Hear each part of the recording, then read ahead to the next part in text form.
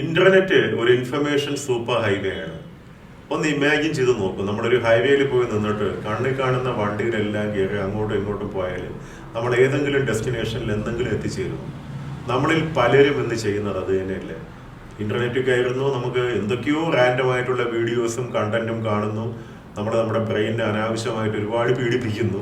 അതിന് പകരം 2024 ഏറ്റവും നല്ല ന്യൂ ഇയർ റെസൊല്യൂഷൻ എന്താണെന്ന് വെച്ചാൽ, നമുക്ക് ആവശ്യമുള്ള കണ്ടന്റ് നമ്മൾ സെർച്ച് ചെയ്ത് കാണുന്ന വീഡിയോസും കണ്ടന്റും മാത്രമേ നമ്മൾ കാണൂ എന്ന് പറഞ്ഞാൽ നമ്മൾ വളരെ പ്രൊഡക്റ്റീവായിട്ട് നമ്മുടെ സ്ക്രീൻ ടൈം ഉപയോഗിക്കുന്നു എന്നാണ്.